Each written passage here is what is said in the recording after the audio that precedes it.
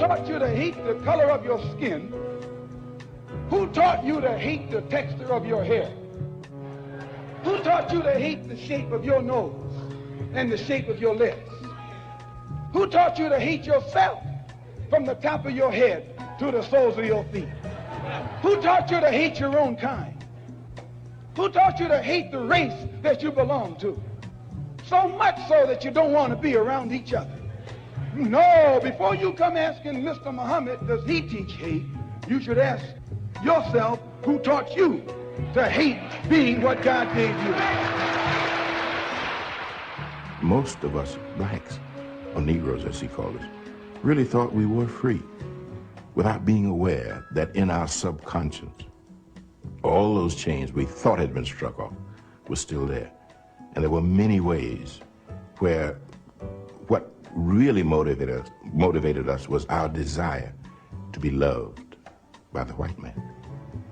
Malcolm meant to lance that sense of inferiority. He knew it would be painful. He knew that people could kill you because of it, but he dared to take that risk.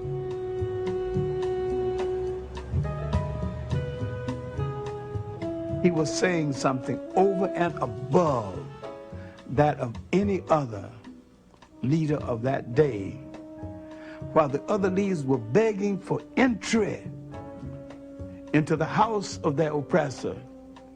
He was telling you to build your own house. Do you think your daughter might want to play in the WNBA? She does for sure. She does? I mean, this kid, man. She's Wouldn't like, that be great? Dude, man, I'm telling you.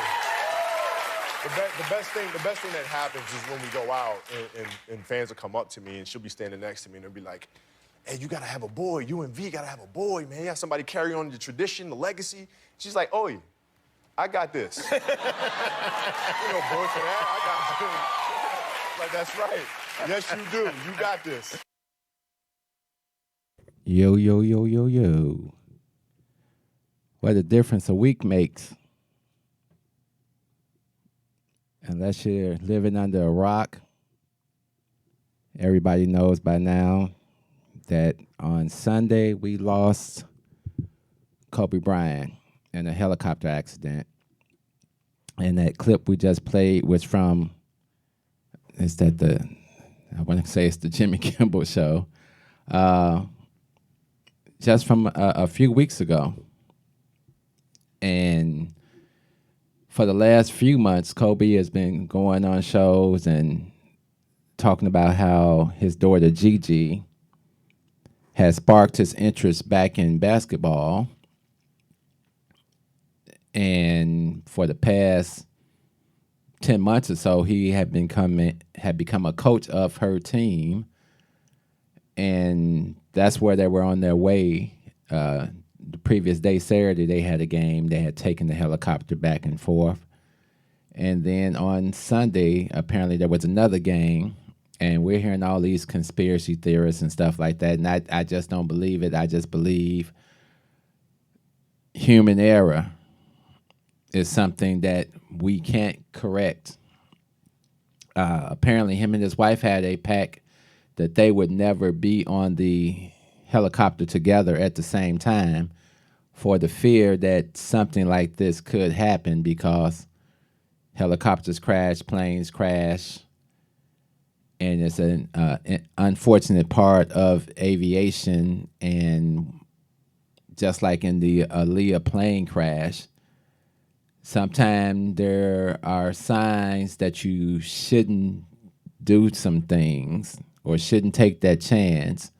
And if you take that chance can turn out to be catastrophic, as it was in the case of Kobe and the other people that died on that flight along with him.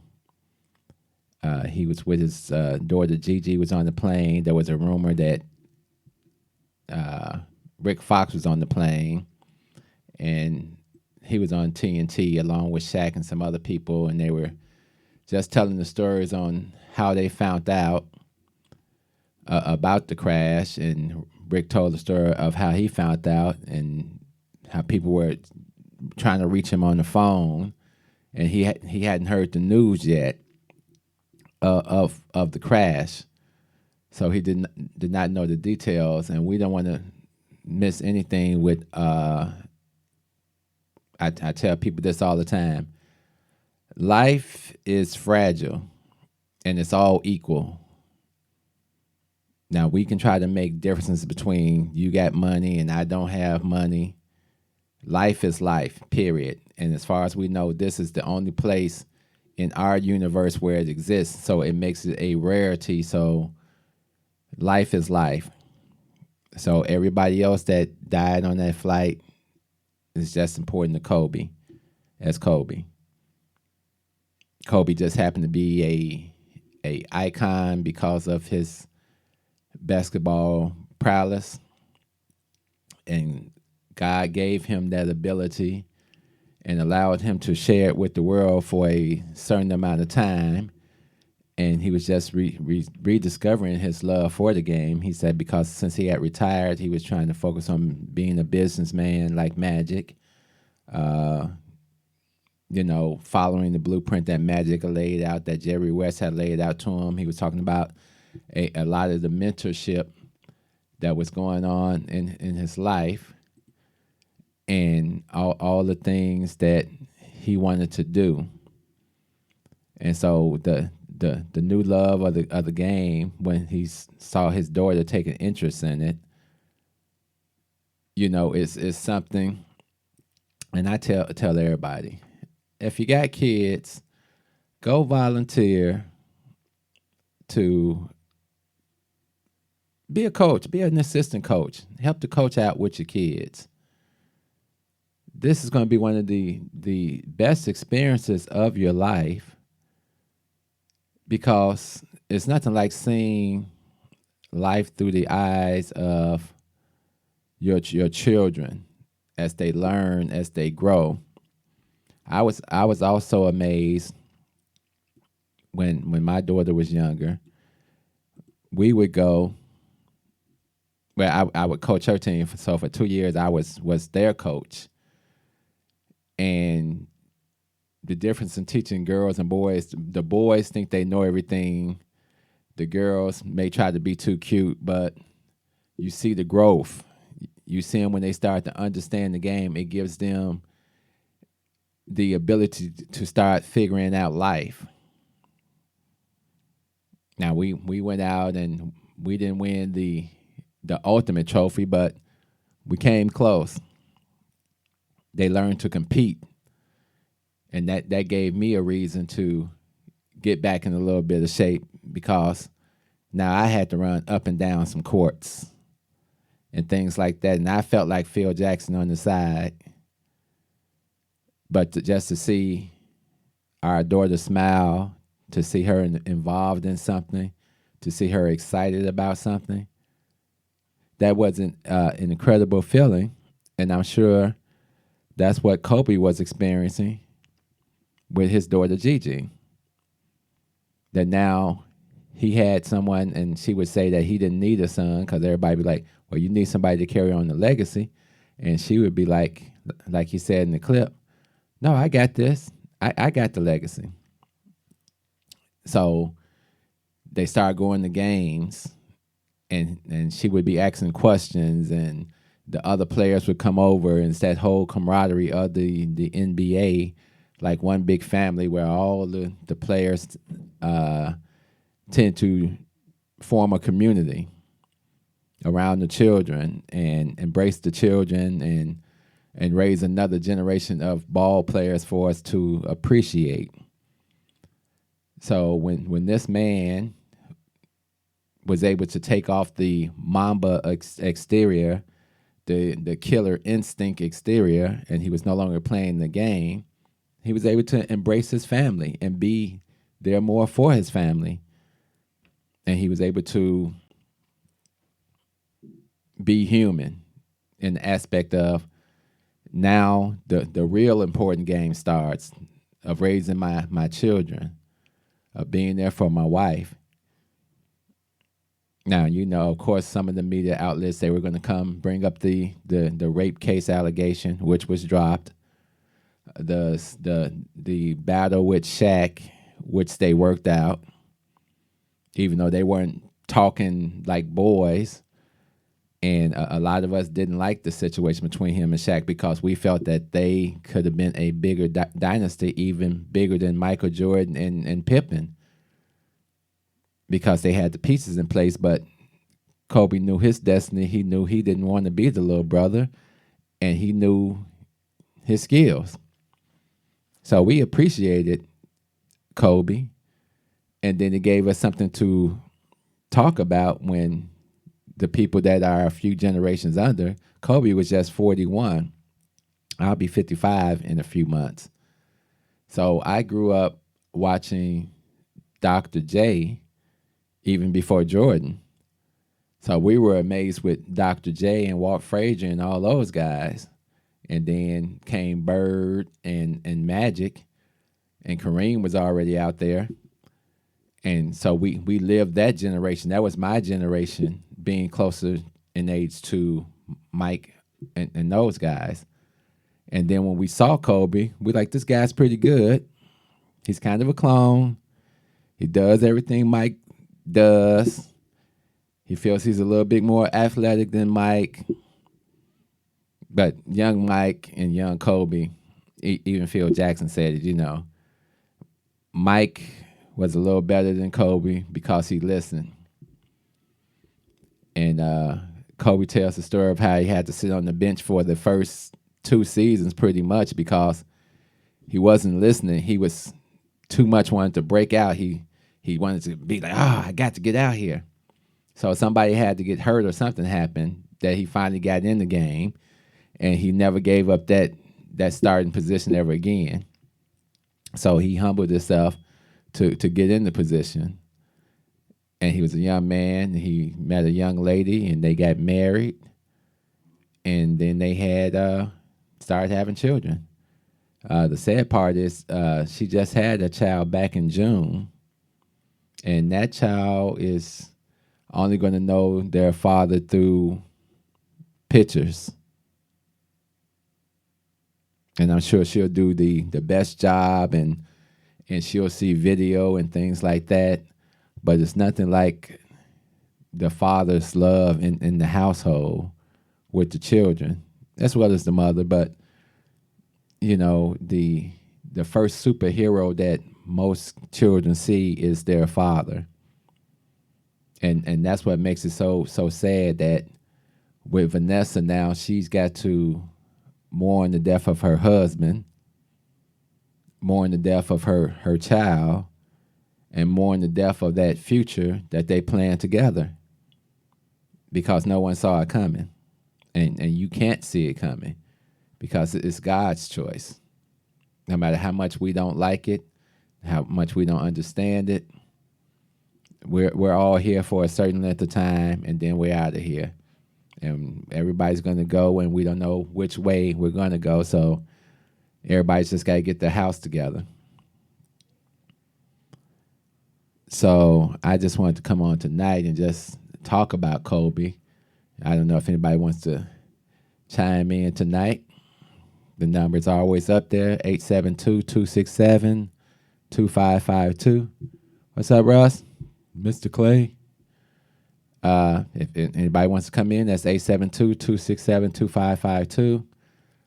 I got friends and younger friends that are in that Kobe age group, and they'll talk me to death. Kobe's better than Mike. Kobe, no, sorry. He came up a little short. Kobe was great. LeBron is great. Jordan played 15 seasons. So that's where you stop the comparisons at. You take the 15 seasons, and then you put them out there, and that's how you compare. You can't add on after that, because we have to stop where Jordan stopped at, and Jordan's just better than both of them. Now, I always say that Kobe was better than LeBron, stat-wise, and people would argue me down about that too, because they just coordinated LeBron, the king, right off. But that was a whole big marketing ploy. I got some stats on the screen for anybody that's over on the Facebook side. We're showing stats tonight. We're talking about the Black Mamba. And so the stats I have on the screen right now, so everybody can see, these are the stats of LeBron and Kobe. But LeBron is still playing. Kobe played, I think, 18 seasons, something like that, 20 seasons. And LeBron has played 17. So LeBron's numbers probably will catch up, maybe. Kobe had five. He always said he wanted 6 so he could sit at the table and talk crazy with Mike. He admits he came up a little short. He admits that kind of bothered him. He still had a LeBron. Seasons played, playoffs played, all-star games. He's got that slight edge on LeBron. LeBron had more MVP seasons, and he had more final MVPs. All NBA teams, they're pretty even, 11 and 12. All NBA teams, Kobe's slightly ahead of LeBron with 18. He's way ahead on the defense. Defensive team, scoring leaders. The crazy part is LeBron had just passed Kobe. And Kobe had just made that last tweet, giving him congratulations and telling him to continue on the game. Kobe was the scoring leader twice. LeBron once. Jordan 10 times. Kobe was not the rookie of the year because, like I said, he was sitting on the bench a lot. LeBron James was rookie of the year. Michael was the rookie of the year. Points per game, 25 and 27. Jordan was like 31. So Jordan is just kind of slightly ahead. If you want to know where I got these stats from, there's a site called Land of Basketball, and they allow you to compare players, and you'll see that, just slightly, Kobe's just slightly ahead of LeBron in a lot of the categories. So, but I know everybody's going to coordinate the king. Well, we got to have the king. Okay, well, you can choose who you want. And like I said, they give you a whole list of the different people you can compare this person to this person. And I like the site because you can just go down and say, well, I'm going to compare it to this person. I'm going to compare it to this person. And just have fun with the site. But just like with Jordan, and I don't know why I can't find the Jordan stats right now, because I've always loved to rub it in with everybody. Excuse me while I go down the list here. Why are we not seeing Jordan? Anyway, I'll figure it out. And that's weird because I was just looking at it. I'll find it. So Kobe was a great player. We can't deny that this man went out there and gave it his all, and a lot of the stuff that he saw Jordan do, that's what he went out and tried to do. He said, I picked number 24 because I wanted to be one up on Jordan. Okay, that's a good try. I mean, the man put up the numbers. He passed Jordan on the scoring thing, but yeah, in year 20, Jordan was still by year 15, so he scored those points. Jordan was one of the most prolific scorers to ever touch a basketball. Then LeBron passed him in about, year 16, something like that? Okay. But that means he finished ahead of you still. So for all the Kobe fans and LeBron fans, it is what it is, and maybe just because I mean, he was the Jordan for the newer generation. And he gave homage to Dr. J, just like Magic gave homage to Dr. J. And they show, because Dr. J was the ABA, as I tell people. And it's like some people are like, well, I don't know what's so big about Dr. J. Dr. J was the man. Are you crazy? And he did it for $4 million for 5 seasons. That's another crazy thing. 4 seasons, 5 seasons for $4 million. And that was considered big money back then. He told his mother that she could quit her job as a nurse. Hey, Lawrence. So I think I got this on the screen now. So we just compared Kobe to LeBron. We see he's slightly got LeBron's number. He's still, like I say, I'm not a LeBron. LeBron's okay. He's cooler since he's on the Lakers now. But Kobe Bryant was the closest thing that we ever saw to a Michael Jordan. And their time kind of overlapped. But as you see, some of the stats that are on the screen, you got Mike slightly ahead with the points, kind of even with the rebounds, kind of even with the assists. Mike was kind of ahead on the steals. They're kind of even with the block shots. There was another stat sheet, and I don't like this particular site because I can't find the one I wanted because it had a better layout. This is more of a screen, and I hate when I do that because I had the screen, and then it disappeared on me. So, and I'm going to find it because, you know, the most compared, the only person that you really can compare him to is Michael Jordan.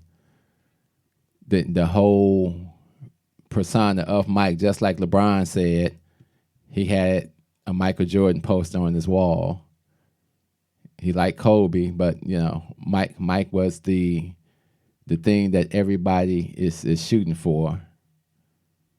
Was Jordan, and that's why he said he wanted to not be Jordan, but be Kobe. He wanted to be another Michael Jordan. He wanted to be a Kobe, and he did that. I guess they're not going to give me the stat sheets as I want them. Yeah, that's okay. But overall, this is just some head on head stuff, which I didn't want this. But okay, we got LeBron, Kevin Durant. Now we got Kevin Durant. That's been my guy since he came into the league, and nobody's going to tell me that Kevin Durant is not the baddest player on the planet over LeBron and everybody. We saw what he could do. So now on the screen we got it. Okay, this is what I wanted. Kobe versus Mike comparison. Very close. I mean, Kobe got 5 championships. Michael Jordan got 6. Kobe played 20 seasons. Michael Jordan played 15. So that means as we go down these stats, Mike did it in 15 years. Kobe did it in 20 years. I don't know what to tell you. So playoffs played 15. Michael Jordan 13. Kobe Bryant All-Star games 18. Michael Jordan 14. Those are just, you know, stats. If you played longer, a lot of this stuff you're probably going to win out on because you just played a half a decade longer.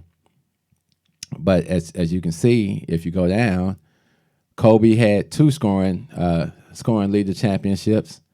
Michael Jordan had 10. Steal leader, Michael Jordan was the leader in steals for 3 years. Kobe not.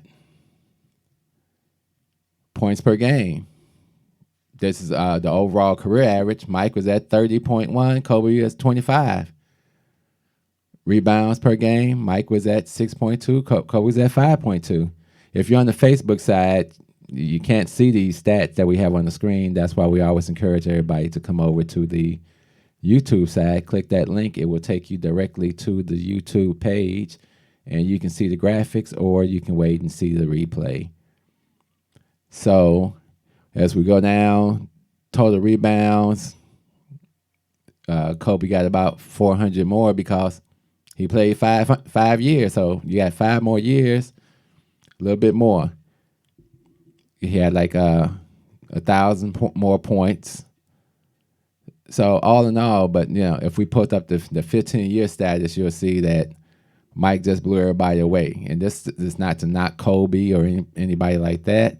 Kobe played 1,346 games. Mike played 1,072 games. And will we ever see a greater player than Michael Jordan? I don't think so.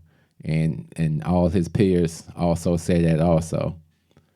So, it is what it is for the Kobe fans. But I was just glad to see Kobe hitting that second part of his life where he found that life outside of basketball, and so many of them struggle to find that life. And he had a plan, and he laid it out, and he felt confident about himself, and he felt like this was going to be the second round of Mamba love. And his daughter, he nicknamed her Mamba Sita. And the man, you couldn't see it coming. It was unbelievable. I know I got home from church, and I sat down, and I was on a social media thing, and then someone just bust out, Kobe Bryant's dead. I'm like, what? No, that can't be.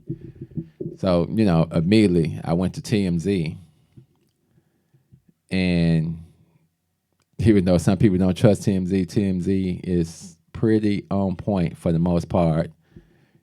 And it was there, and they were reporting 5 people, and then it came back, and there was 9 people. Then they thought it was Rick Fox, and it just the story just kept getting worse and worse, and no one was sure. And then they're still going to be doing investigations for the next 10 months, but apparently fog and humidity will affect the helicopter. I remember being out in Vegas, and this guy, I still remember his name, Rusty. Oh, I'll take you guys on a helicopter ride. No. Not getting on the helicopter. Forget that, especially not with Rusty. Because it's just like everything else. And some things happened that day, just like in the Aaliyah flight, where the pilot said it's too heavy. And they said, no, we can make it. Who knows what happened in this situation? I'm sure they were like, the fall's kind of thick. Oh man, you done flew this 1,000,000 times. Yeah, I have. I think we can do it. But you take that chance not only with your life as the pilot has to be the one to make that call and say, hey, no, we're not doing it. The police aren't flying today. The school isn't flying today. Nobody's flying today. Why would we be the only ones out here flying? And we got attorneys to think about that question now. Why were they the only ones that decided to take the chance and make that flight?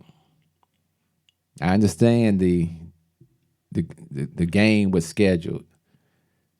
You wanted to get everybody there. I'm sure you could see everybody, because this helicopter is like luxury. I mean, it's got comfortable seats and everything in it. I think he bought it from Illinois a couple of years ago. It used to be Ronda's plane or something. And I'm sure they all sat there just flying. If you ever been on a flight and that flight hits like an air pocket, I remember coming back from Jamaica, and we were like over Chicago, and we hit an air pocket, and it went whoosh. and everybody, including the stewardess on the plane, screamed. Everybody. And it dropped. I'm not sure how many thousand feet we dropped, but we dropped. Whoosh. Like that elevator goes down. Whoosh. And then they got control of the plane. Then they apologized. Oh, we think we hit an air pocket or something and just lost a little pressure there. And the stewardess was going around and handing everybody out drinks. I'm sure that's the same thing that happened to them because they said it just went on a dead spin. It was sputtering, and it stopped, and it came straight down. According to them, it didn't break apart until it hit the ground. And they didn't have a whole lot of time between the time that it was up and it hit the ground, and it happened the way it happened. It's unfortunate.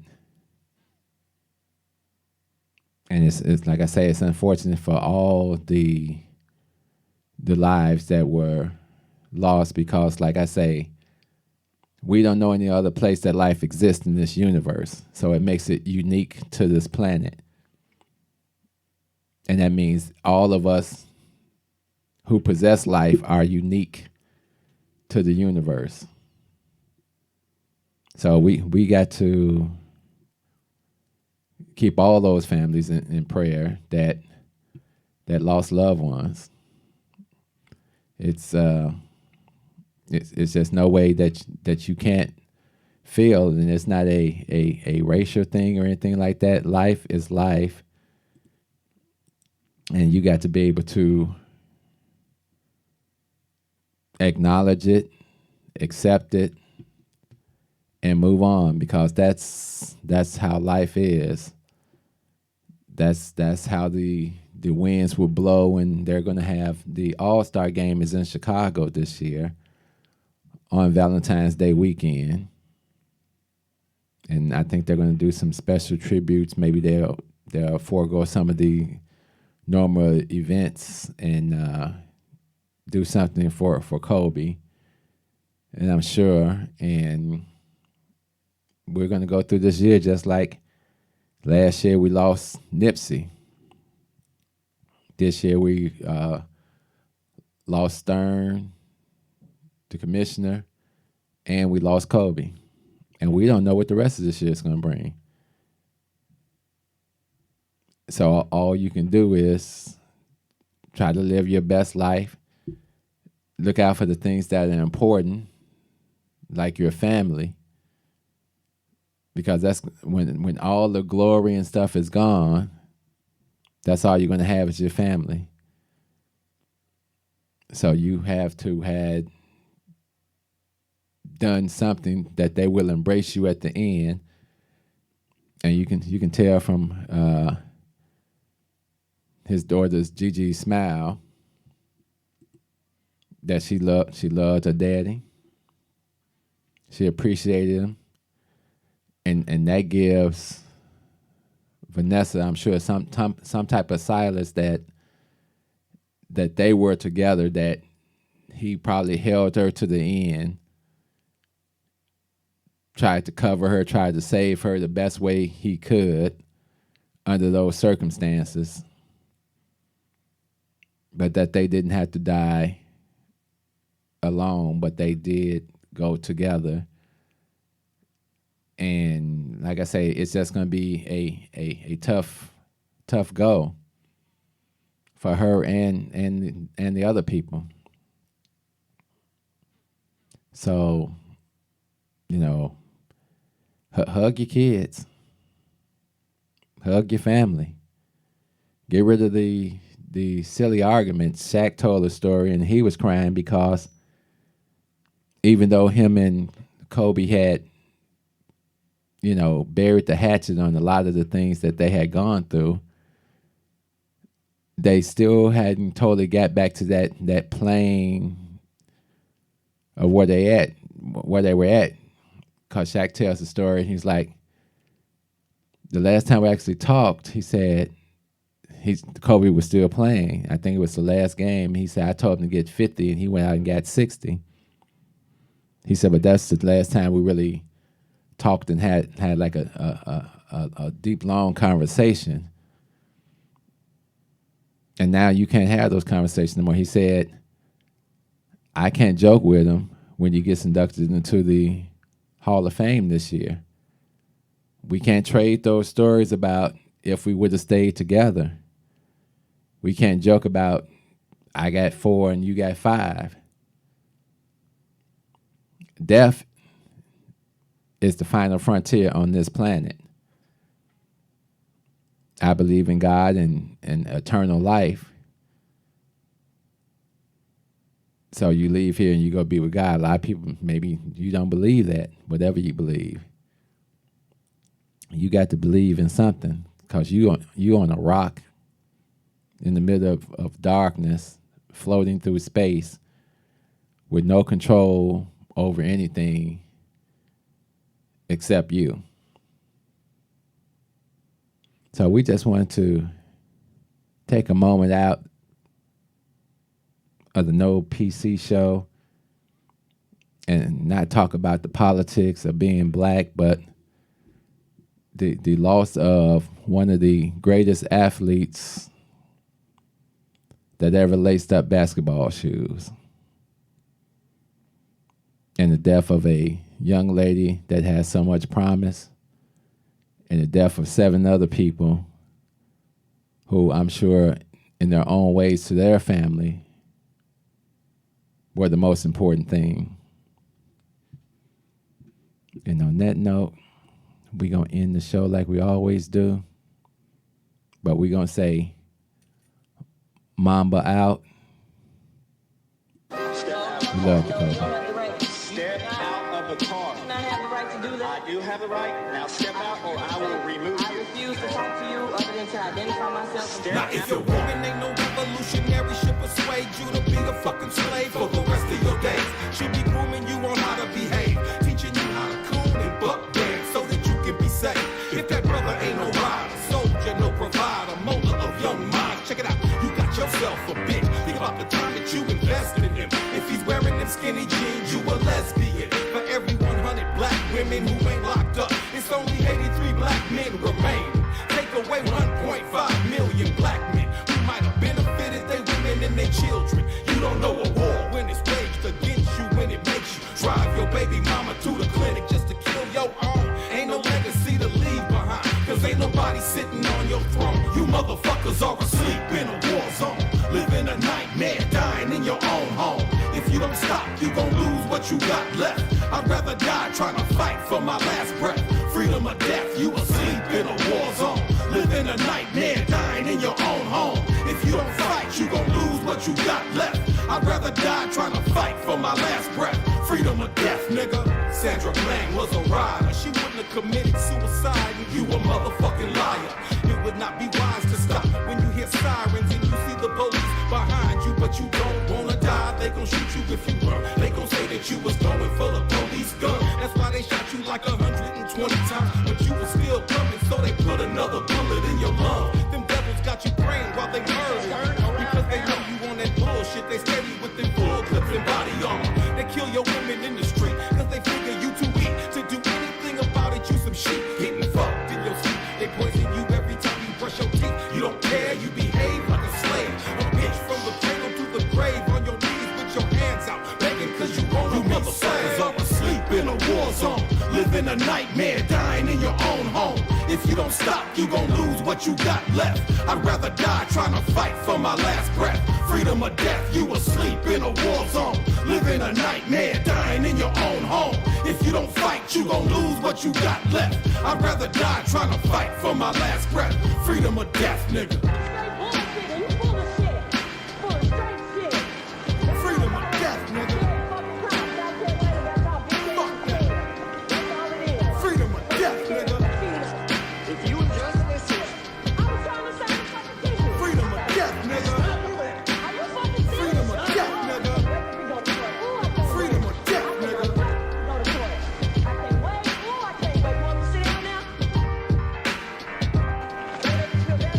y'all think